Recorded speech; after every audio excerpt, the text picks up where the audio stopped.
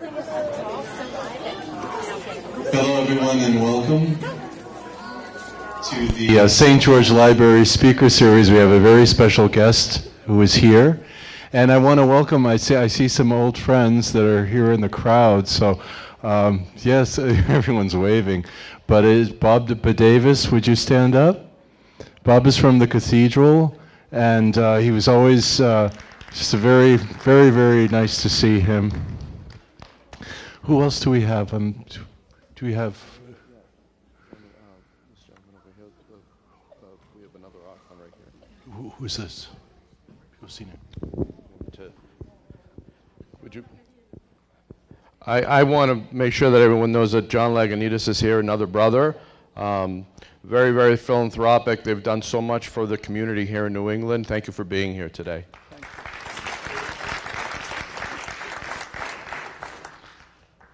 Thank you. As you can see, our guest speaker is going to be speaking about the Archons today. It's very special, and I really appreciate him being here. Christos Chrisafides is a successful businessman living here in New Hampshire. He has spent over 35 years in manufacturing and industrial settings, building and leading companies in both the public and private sectors. Most recently, he built, ran, and sold a $650 million chemical conversion business headquartered in Atlanta, Georgia, which became the largest private label producer of mattress-in-a-box globally. Currently, he sits on boards of 7 privately held companies and is also CEO and executive chair of Yale Cordage Holding, a manufacturer of synthetic ropes and slings for high-performance lifting and moving applications with 8 locations across America. Chris volunteers his time, treasure, and talent where he can.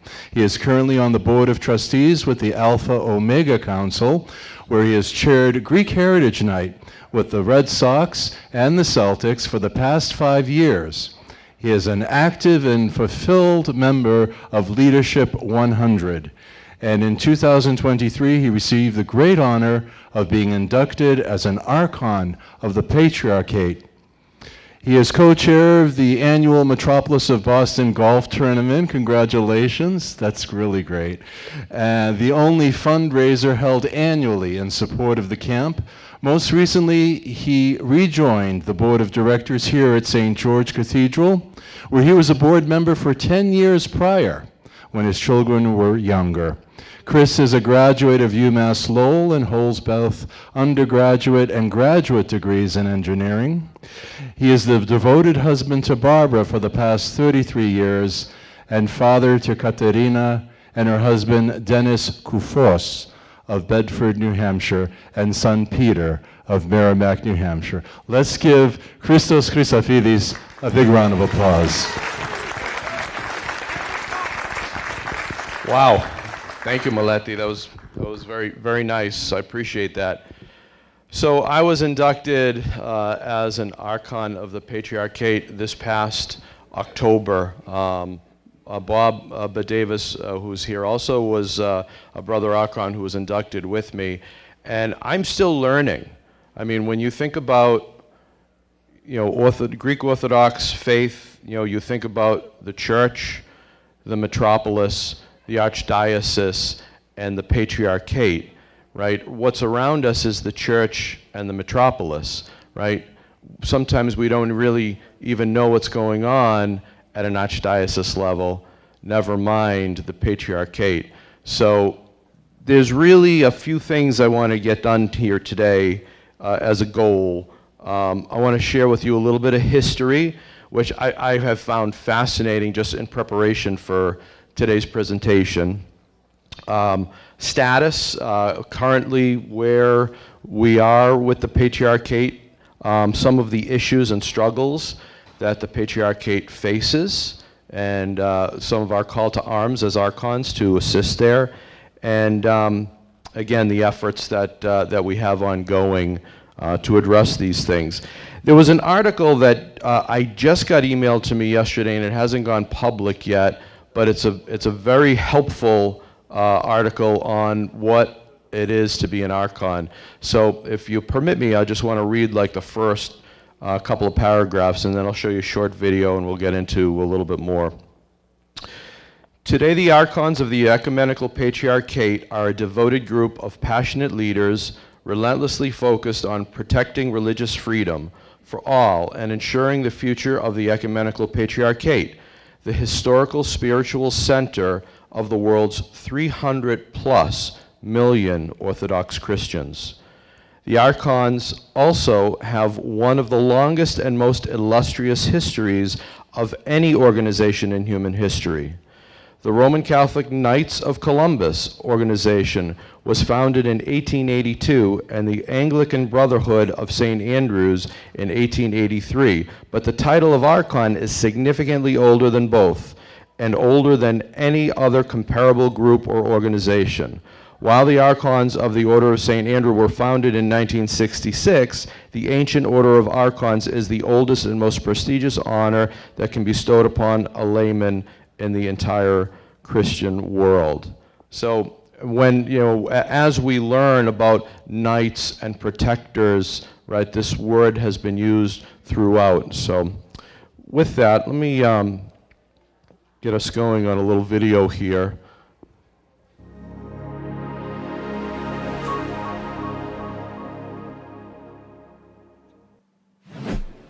An archon is a term used for leader.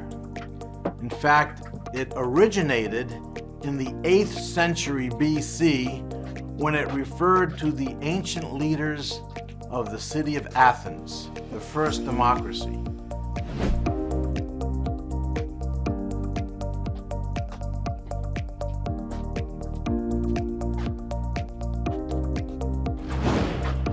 The Order of St. Andrew, unlike any other organization in the world, has a singular focus, a laser focus on the well-being and the religious freedom of the Ecumenical Patriarchate of Constantinople, the spiritual center of the world's 300 million Orthodox Christians. We are comprised of archons. What is an archon? Well, archon actually comes from the ancient Greek world. It means leader, the one from the beginning. So it's an ancient Greek title. And it's probably the oldest honor in Christendom. The role of the archon in the function of the Greek Orthodox Archdiocese and the metropolises is very, very significant. Virtually every major position of the Archdiocese held by a layman is held by an archon of the Ecumenical Patriarchate. And it's good that they're led by archons because that archon always has in the back of his mind to promote the Mother Church. And in that context, when you promote the Mother Church, you're also promoting its most important eparchy, the Greek Orthodox Archdiocese of America. So basically the traits of an archon go back to the Lord and Savior first. He said the greatest leader amongst you will be the greatest servant. So we look for service from an archon.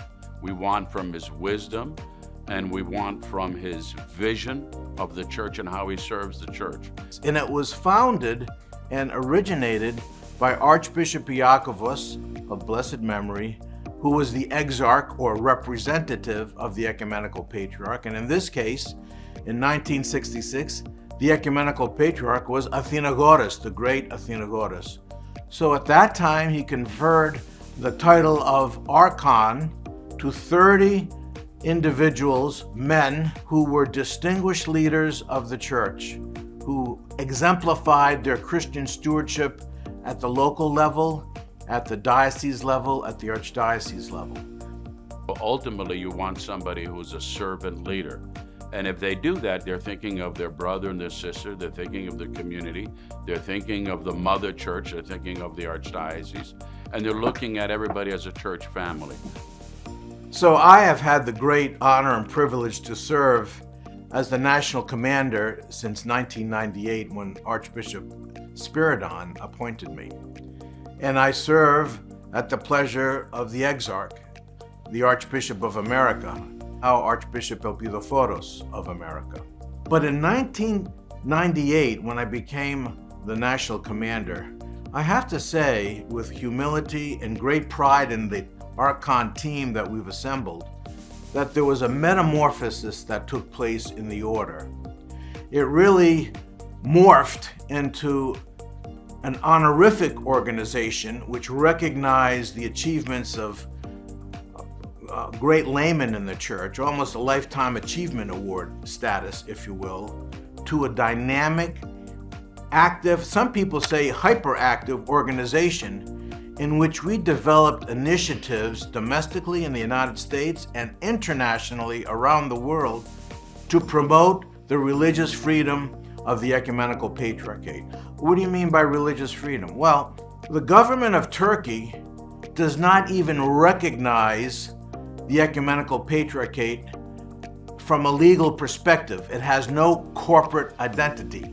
So if you don't exist in the eyes of the government, you have no rights.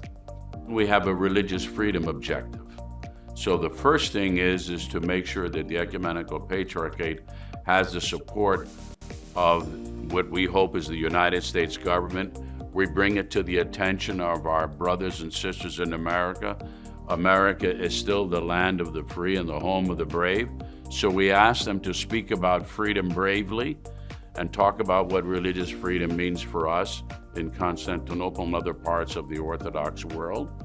That's one of the elements. The other thing is that we ask them to use their resources. So therefore, we ask them to support the Ecumenical Patriarchate. We've established the Ecumenical Patriarch Bartholomew Foundation to secure the financial future of the Ecumenical Patriarchate around the world. When you're talking about becoming an Archon, it should not just simply be what you did. It's what you're doing. And that has really been developed in the past 10 years by Dr. Limbarakis and the National Council of the Order of St. Andrew.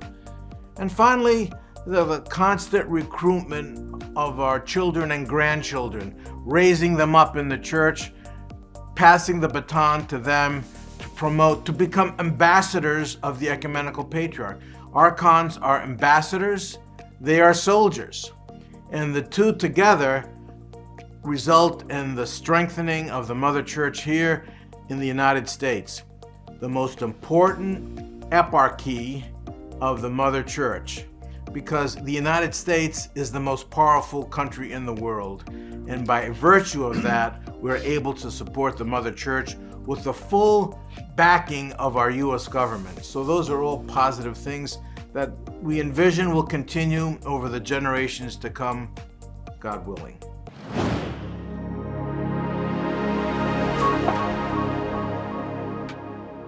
You know, so really, this is a little bit of background about the history, and again, from the purpose perspective, right? We have a singular and laser focus, which is to protect and defend the religious freedom for all, but especially for the Ecumenical Patriarchate, who again has no rights, but has oversight and responsibility for the over 300 million Orthodox Christians across the world, which is amazing. This started with His Eminence Archbishop Iakovos of blessed memory in 1966, when he took 30 people that gave time, treasure, and talent and brought them together to try to support, because he saw this lack of support and he saw what was happening. Through the presentation, you'll see a little bit more about what's happened over time here. But so you've got a little feel for what is an Archon. Again, a couple of other bullet points. It's one of the oldest titles in Christendom, originating in the 8th century BC and used in the ancient city of Athens, and it literally translates to leader. It's the highest honor a layperson can receive. Layperson is non-clergy. There are approximately 750 Archons in the United States. I'm blocking the, sorry, get excited. 750 Archons in the United States and another 600 in Europe. So our leader and national commander, Dr. Anthony Limbarakis, who you saw speak, the man has worked tirelessly. He's so passionate focused on helping the Mother Church. He's been doing this for 25 years. We have two regional commanders here in the metropolis of Boston, Costa Siderides and Jim Spiros. Costa actually was going to be here with his family today, texted me yesterday. This guy works tirelessly as well. He came down with the flu, so he got run down and wasn't able to make it here today. But so we'll talk a little bit about the history here. So you see, right, Orthodox Christian Church. So for the first 1,000 years, our Christian church basically was essentially one and undivided, okay? What we talk here about is the Pentarchy, the five ancient patriarchs. So very interesting. If we go back 2,000 years, there was five ancient apostolic patriarchates. Rome was St. Peter. Constantinople was St. Andrew, who was the first called apostle of Christ. Alexandria was St. Mark, and Alexandria was ancient Egypt. Antioch was ancient Syria, and that was St. Peter and Paul. And then Jerusalem was basically the rest of the apostles in that area. So, you know, right from the apostles were this pentarchy that formed after the resurrection of Jesus, and he sent out his apostles to form the church. Okay? Then, in 1054, our unified church, until the 11th century, right, it came apart. So basically, what happened here was Rome split off, right? So what is Rome? It is the Catholic Church with a pope, right? So essentially, the four other churches remain together to this day. When we say one holy Catholic and apostolic church in the creed, when we say Catholic, that Catholic means universal, but apostolic means the other four churches. So, I mean, honestly, this was a learning for me, right? You have the Pentarchy, you have the Roman Catholics, and then you have the rest of them. And the rest of them are still under the Patriarchate. That represents the 300 million Orthodox Christians plus around the world. You know, again, so nearly 1,000 years later, you've got the four under one, overseeing the 300 million plus Orthodox Christians worldwide. So today, the Orthodox Church is comprised of 15 self-governing, what we call autocephalous or patriarchal churches. So this is a form of an international federation, basically, and here's a list of them. So, I mean, we hear, right, there's the Church of Ukraine, and there's the Russian Church, and the Serbian Church. So, basically, if you look at, you know, here's the time frames when these 15 churches, so these 15 come from the four, right? And you say, okay, well, what about his All Holiness Patriarch Bartholomew? So he is the greater among equals, and he is the only one of the 15 that is allowed to provide or approve autocephaly among them. So, I mean, I found this really, really fascinating. But, I mean, when you look at all of the Christian churches around the world, and you trace back to our roots, I mean, you know, there was the Pentarchy, which was truly the apostolic churches. So there's the Roman Catholics, and then there's all the Orthodox fall under the Patriarchate. These 15, these are the real, true descendants from the apostles. There are many, many other churches out there, and they're wonderful churches, but they happened later by other people. Our roots and our lineage are directly to the apostles. Here's a picture of Ecumenical Patriarchate Bartholomew. And very interesting. So I talk about the lineage, right? So His All Holiness is the 269th successor to St. Andrew. I mean, you can trace it back exactly on who the predecessors were, and he is the 270th Archbishop. By the way, the Pope Francis is the 265th successor to St. Peter. So again, right, you talk about the lineage. And of course, the exarch to His All Holiness is His Eminence Archbishop Elpidophoros of America. So you can't hear this video on purpose, but essentially this was a 60 minutes interview that was done a couple of years ago. You can get it on YouTube, and it's fascinating if you haven't seen it. But essentially the question was, do you feel crucified in your role in Turkey? And the answer is, yes, I do. So some of the reasons why we'll go through. I mean, and a lot of the job of the archons is to spread the word on, you know, this head of our church that is sitting in what was Constantinople, basically has no rights. And we're going to talk about the 5 issues. I've put little cards on everyone's table, and those most of them talk about the 5 issues facing the Patriarchate. When we talk about our mission as archons to, you know, protect the future of faith, this is really where we're focused on what we can do. This chart here is, it was done in 2019, and it's an index showing 2 pieces of data. One is government restrictions index, and the other one is social hostilities index. And you can see that very big blue square represents Turkey, right? I mean, later on I'll talk a little bit about a pilgrimage that we sponsor for young people to go to Turkey, to go to Hagia Sophia, to see things there. And they go there, and you can't even do your stavro, right? Someone comes and grabs you. You can no longer go into Hagia Sophia and do your cross, or, I mean, it's a mosque. It's amazing.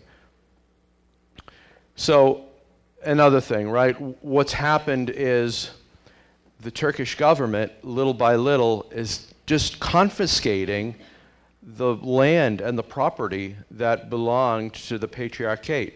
So in 1910, and the population as well, this talks to the population. So 20% of the people in Turkey were Greek Orthodox Christians. Today, it's 0.017. They're basically being persecuted. They are being chased out of that area. I mean, this is real. And you don't hear about this because the Turkish government basically squashes this information. The amount of misinformation that comes out, not only in academia, but in the press, and the amount of money that's actually going in to lobby against what's really happening, is amazing. My eyes were opened when I went to Archon boot camp. Bob and I went, and it was very, very eye-opening. So, you know, His All Holiness says, we are a small Christian drop in a vast Muslim ocean, yet God's grace has deemed for us to survive. And I'll talk to people, and they'll say, well, why don't you just get out of there? You know, why do you stay? And it's because this is where our lineage established our church. You know, we have a right. This is our place where it all happened, where our lineage goes back to St. Andrew, the first called apostle. And we have to stay, and we have to help them. We have to have rights. It's such an important part of our church. It doesn't impact us in our day-to-day because, again, right, you have the Patriarchate, you have the Archdiocese, you have the Metropolis, you have the church. We're kind of focused down on the church and maybe Metropolis area, but, you know, again, really the purpose, if I can do anything today, is just to impress upon you that this is the mother church for all of us, and these are real issues that are occurring, and for all of us to be aware. And I'm going to talk about religious freedom resolution in a minute here in New Hampshire. So I've talked to you about the history of the word archon. I've talked to you about what's, the lineage and how the patriarchate came about, right? Now I'm going to talk to you a little bit about these 5 issues that face us, right? So the first one, lack of legal personality, what that really means here is, in the eyes of the government, right, the patriarch doesn't exist. I mean, not only does the patriarch not exist, but for someone to be a patriarch, they have to be approved by the Turkish government, and they have to be a Turkish citizen. And we'll talk about Halki in a minute. Halki was closed in 1971. This is the seminary that's right there, right in Turkey, and we used to train many people. I'll talk about the numbers in a second, and people would come out and they would want to stay there. They've closed it. They don't allow us to bring priests through there anymore. The second issue, government interference in the selection of patriarchate. Like I said, right, they have to approve it. It has to be a resident of Turkey, which is absolutely amazing. A couple other points here. We'll talk about property. So again, this is the lineage that we talked about, right, from Jesus Christ to the first called apostle Andrew down to the patriarchate. I mean, this apostolic succession is threatened because of the interference and the requirements that the Turkish government is putting and placing on us. I talked about the forcible closing of Halki, right? I mean, I've got some numbers here, right? It was 127 years in operation. It was 1,000 students graduated between 1844 and 1971. 330 bishops through there, and it's closed. So, what else are they doing? They're taking and confiscating properties, and they're taking beautiful churches and converting them to mosques, right? So some statistics here, right? So in 1936, there were over 8,000 properties that were part of the patriarchate there in Turkey, in Constantinople proper, in that area, right? In 1999, it was down to 2,000. Today, it's less than 500. And they just take them. They just confiscate them because of the government, and they can. Now they're taking so Hagia Sophia is a mosque. I mean, and just in, I think it was 2020, the year 2020, that before that it was a museum, and you could go in and you could see you could see the icons, you could venerate the icons, you could do your cross. Today you can't do anything. Now you see here the beautiful icons. This is what it looks like today. Right? The Church of the Holy Savior in Hora is another beautiful church that's been converted to a mosque, and you could see, that just basically everything is covered up. I mean, this is happening. This is happening.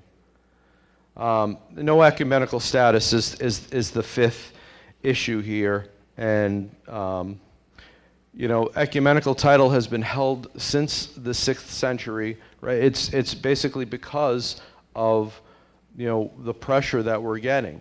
Now, a lot of what we're doing as archons, right? So those are the 5 issues, and now what are we focused on? One big area is trying to work in the U.S. and internationally to make people aware of what the Turkish government is doing. I mean, this is religious freedom. I mean, this is our ability to practice our religion, and where our church started from, and where the overall leader of the Orthodox faith is. I mean, what's facing him is unbelievable and continues to happen.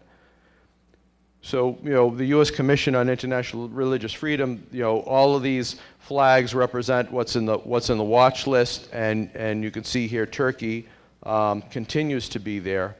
So we're trying to bring more leaders on board in Washington to try to get support. We're trying to raise money, and we've established the Ecumenical Bartholomew Fund, basically, to put together an endowment that can be used to counteract the amount of money that Turkey is spending, right, the other way. So this should be a very scary map for all of us here, right, because 46 states have approved the Resolution for Religious Freedom, which basically is a bill, it's a law that protects the Patriarchate, acknowledges him as our spiritual father in Constantinople, and just supports religious freedom, right? One of our primary requirements as Americans in our Declaration of Independence, right? So here you go, New Hampshire. So we have one of our own, Senator Denise Ricciardi, who I've started to work with late last year. We put a bill together to take it. It requires 2/3 approval in the House. Right now, there was headwinds. It was like pushing a rope uphill. Part of the reason is because we have a governor that's a lame duck. We're going to have a new governor coming in. We believe from a timing perspective, we want to do this in the next session, late this year. But it's going to take the constituency of everyone in all of our parishes here in New Hampshire, all of our influential people here in New Hampshire, to tell the people around us how important this is and that we need the support to get this thing passed, right? We're fortunate that we do have some strong and influential people in our community that we need to leverage, but there is, we're live free or die state, right? And we don't have it, and we absolutely have it. That's a primary focus that we need to get over the hump. There's a couple of awards that we have to try to engage, embrace, and recognize government people that are helping us. The Athenagoras Human Rights Award is one. I think Jimmy Carter got it. President Biden received it. Oops, went the wrong way. The Nicholas Boris Award, this is for where there's a lot of philanthropy coming in to support the Archons and our efforts as well. And we also have established 10 engagement committees to try to strategically figure out where we can have an impact for not only information to tell people what's going on, to get this message out, but also where we can influence legislature, engage influential people, and so forth. So we're trying to also bring awareness around the world. We will have a conference here, Protecting Religious Freedom, Democracy and Human Rights, that will take place in Athens this May. Kostas Sideridis, who's not here, again, one of our regional commanders, is one of the co-chairs of that event, and that's actually the first time, I believe, that we're bringing the Archons from the United States, from North America, I should say, together with those from Europe in an effort to work together to try to get this change happening. So, and I mentioned the Ecumenical Patriarch Bartholomew Foundation, which my family and I are trying to help with. I mean, this is so that we create an endowment, right, so that there is money there for the Patriarchate to fight these battles, because it is money that's being used to influence local government. I mean, basically, they are giving money, right, to the aides of the senators, of the congressmen and women, so that when these things come about, they don't give them the time of day. They don't let them surface. I mean, this is happening, right? They have people that are being trained on what the history is, and they're rewriting history with false information that is actually happening in academia at very accredited colleges and high schools and schools. And if you look at textbooks, in the elementary and high school levels in Turkey, right, they are basically, you look at the apostles and you look at Christ and you look at the things that they say, and it's all misinformation. They are portraying, those as the bad people. And all of these children that are learning this are going to grow up, and that's going to be their ideology. This is what's happening, right? So, really scary. And our job is to make sure that people are not naive and they know that these things are actually happening. Again, the fund was done in honor of His All Holiness.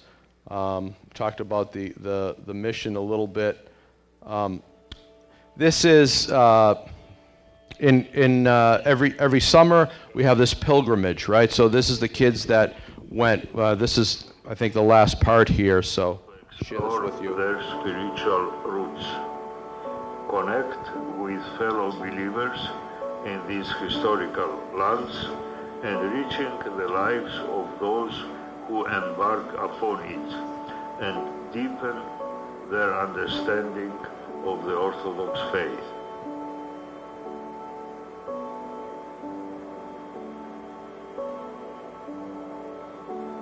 Jesus says we have to enter by the narrow gate, the narrow way, and it's difficult. And few will find life, and you go through that narrow tunnel and you have that life-giving water. This feels like a pilgrimage. A lot of times when people ask, like, why do you believe? I feel like it's places like these that sometimes I go to and remember. It's like, this is a place of healing. This is a place of the reason why a lot of us turn to our faith for strength and for guidance. And so just hearing stories about how people have restored health and restored eyesight, I mean, I don't really have any words other than just like an amazing feeling that I just experienced.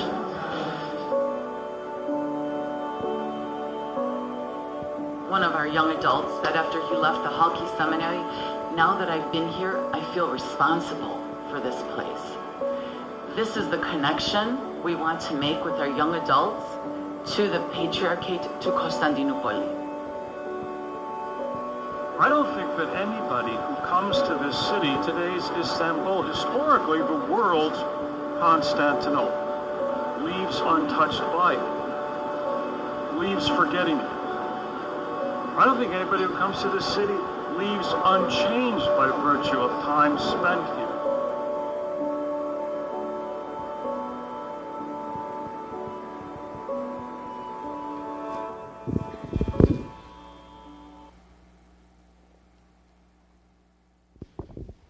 Thank you, everyone.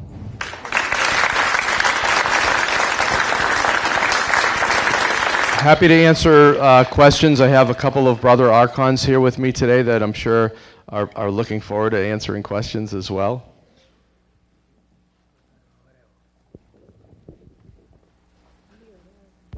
Not a question, but just an offer.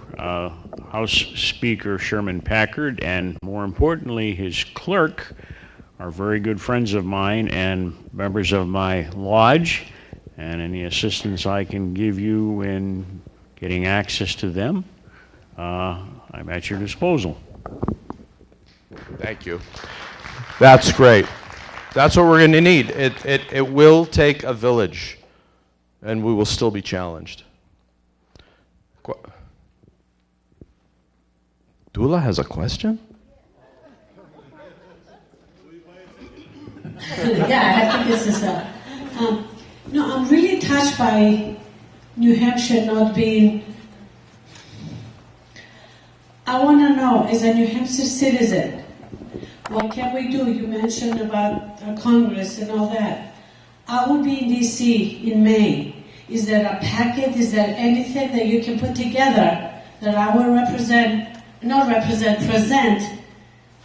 Because I will meet our Congress people and senators that day. It's a HEPA day, it's a Capitol Hill day, and I feel like this is a wonderful opportunity to present them with this so they can do something about it, because I'm really touched and hurt by New Hampshire not being part of that.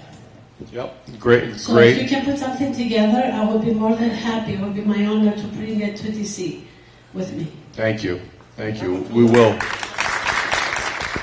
We have a little bit of a summary that describes, and a copy of the resolution.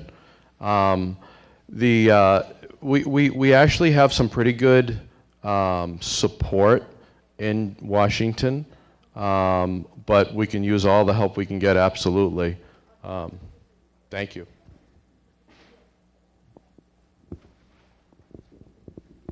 How come there is no women in that order of archons?